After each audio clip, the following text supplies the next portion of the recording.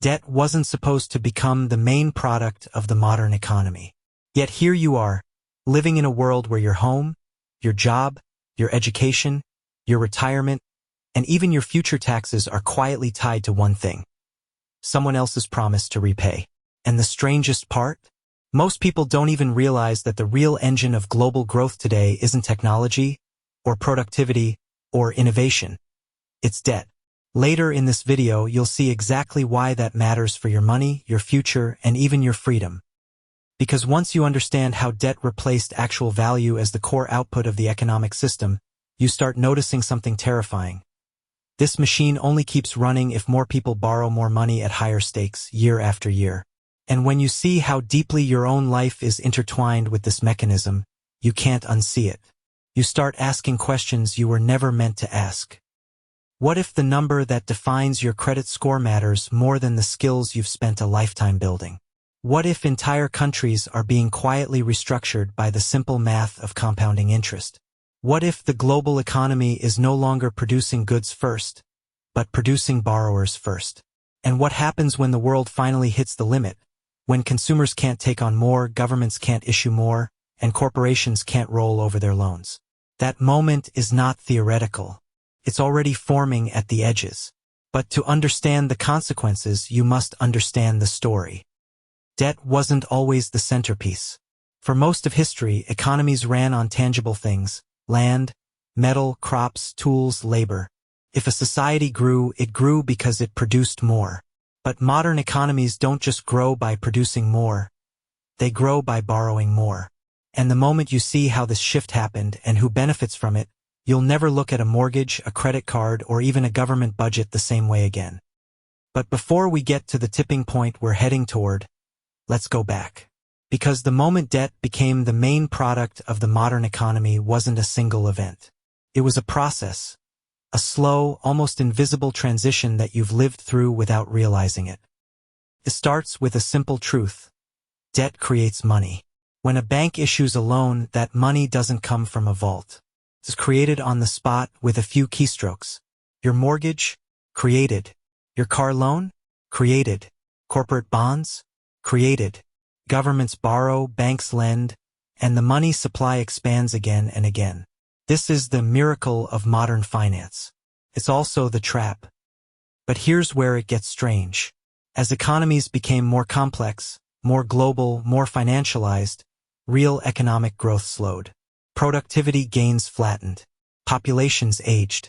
Innovation didn't create the explosive gains it once did. Yet living standards had to be maintained. Politicians had to promise prosperity. Corporations had to guarantee returns. And people still wanted homes, cars, education, healthcare, and retirement. So instead of earning more, we borrowed more. Debt became the solution to stagnation. And then it became the strategy. And then it became the product. You can trace this shift through the last century.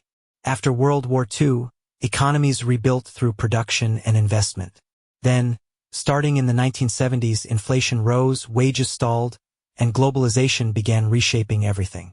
By the 1980s, financial deregulation opened the floodgates, allowing banks, funds, and governments to expand lending on a scale previously unimaginable. Credit cards became normal. Mortgages became universal. Student debt went from rare to expected. Corporate debt markets exploded. Sovereign debt ballooned. And every time the system shook, every recession, every crisis, every downturn, the solution was the same. Lower rates, more lending, more debt. But here's what nobody tells you. Every dollar of new debt is a claim on future income. When the whole world borrows, the whole world mortgages its future. What does that mean for you? It means your future salary is already spent by institutions bigger than you. It means governments commit your future taxes to repay past promises. It means companies use tomorrow's earnings to support today's stock prices. And it means every household, including yours, is expected to carry more financial weight than previous generations ever faced. Now let's go deeper. Imagine you're a bank. You want to grow your profits. You can either wait for people to deposit money, or you can create money by issuing loans. The second option is far more profitable. So you design products that encourage borrowing: credit cards, home equity loans, personal loans, buy now, pay later systems. Debt becomes your inventory. Borrowers become your customers and your revenue stream. But here's the dangerous part. The economy starts depending on your loans. Consumption rises when people borrow. Housing prices rise when mortgages expand. Stock markets rise when corporations borrow to buy back shares. Governments look stable as long as they can issue new bonds. Debt becomes the bloodstream of the system. And like any addiction, the tolerance grows. What required 1 trillion last decade requires 3 trillion today. And what required 3 trillion now will require 10 trillion in the future. The question you should be asking is simple. What happens when this addiction hits a limit? But let's not jump too far ahead. Because before we look at the breaking point, we need to see the deeper role debt plays today. Not just as money, but as a tool of control. Debt controls behavior. You choose jobs based on income because you must pay loans. You delay dreams because you're tied to monthly payments. You stay in cities you dislike because rent and mortgages leave no flexibility. You tolerate working conditions because losing your job means defaulting. Debt isn't just a financial instrument, it's a behavioral one. It shapes societies. Governments use debt to manage populations, promising benefits funded not by today's taxes but tomorrow's obligations. Corporations use debt to fuel expansion, pushing out competitors who can't afford to leverage themselves as aggressively. Banks use debt to generate perpetual cash flows. Investors use debt as a way to extract value from assets that once belonged to communities. And the most powerful economies use sovereign debt as a lever of geopolitics. If you want to understand power in the 21st century, follow the debt. But here's the turning point. While debt used to be a tool to accelerate growth, it is now the tool needed just to maintain stability. We borrow not to advance, but to avoid collapse. Think about that. Debt used to be optional. Now it's structural. And that's why the modern world feels increasingly fragile. Because fragility grows in any system that depends on continuous expansion.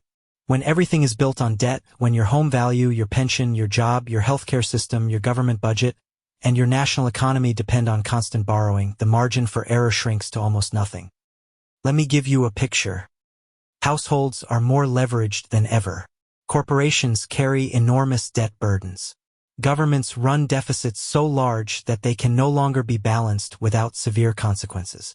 Major institutions survive by refinancing old debt with new debt. This rolling over process works only as long as interest rates stay low and lenders remain confident.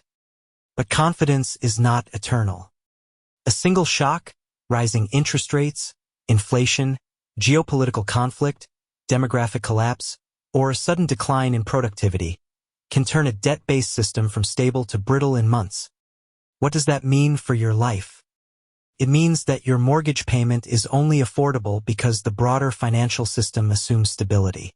It means your job exists only as long as your employer can manage its debt load. It means your government can maintain services only as long as it can borrow cheaply. It means your retirement is tied to asset markets inflated by leverage. And it means that if the system enters a phase where debt no longer expands smoothly, everything around you becomes uncertain. Now here's where things get even more unsettling. The global system needs debt to grow, but the world's ability to repay it isn't growing at the same pace. Productivity growth is slow. Population growth is declining. Wages are stagnant in many developed countries. Economic mobility is shrinking. Resource constraints are tightening. So what fills the gap? More debt. This is why you constantly hear the phrase unsustainable, because the math doesn't work forever. But here's what nobody explains properly. The system doesn't need debt to be repaid. It only needs debt to be serviced. As long as payments continue, interest, fees, refinancing, the machine keeps running. But if payments stop, even for a small percentage of borrowers, the ripple effects can be catastrophic. This is what happened in 2008. And although the world learned some lessons, it also doubled down on the same solution: create more debt. And now we return to the question, what happens next? We are approaching a world divided into two types of people: those who own debt and those who are owned by debt. Investors, banks, and institutions profit from lending. Households, students, workers, and small businesses carry the burden of repayment. This imbalance determines wealth inequality, because compounding interest doesn't care what you earn. It cares what you owe. When debt becomes the main product of an economy, the people who manufacture debt become the most powerful players. And if you think that's just banks, think again. Today, debt is created by governments, central banks, hedge funds, pension funds, private equity firms, and even tech platforms. The creation of financial obligations has become a competitive industry. This is where the climax of our story emerges. Every economic indicator we track, GDP, asset prices, growth, inflation, interest rates, is now intertwined with debt expansion. Without new debt, markets fall. Without refinancing, companies fail. Without borrowing, governments cut services. Without credit, consumers stop spending. Debt doesn't just support the economy. Debt is the economy. And that means the next decade will be defined by one question: how much longer can the world keep expanding its debt without triggering instability? Some believe the system can continue indefinitely, adjusting through monetary policy, technology, and innovation. Others believe we are heading toward a restructuring, a global reset of obligations, either through inflation, defaults, or radical redesigns of the financial system. But there is a deeper truth that few acknowledge. Even if the system resets, debt will return. Because debt isn't just a financial invention, it's a human one. It's built into our institutions, our incentives, our expectations. It's not going away. The real challenge for you, the viewer, is understanding how to navigate a world where debt determines opportunity, where your financial safety depends not just on how much you earn, but how much you owe, where wealth is increasingly measured not by assets, but by liabilities avoided, where freedom becomes proportional to financial resilience. So here is the final lesson. The modern economy is driven not by what we produce, but by what we promise. Debt is the product, and everyone is a participant: borrower, lender, taxpayer, worker, saver. Whether you choose it or not, you are inside this system. If this opened your eyes, stay with us. There is more to uncover, more to prepare for, and more to understand. Like and subscribe if you want to see deeper stories about how the financial world really works, and how to protect yourself before the next shift arrives.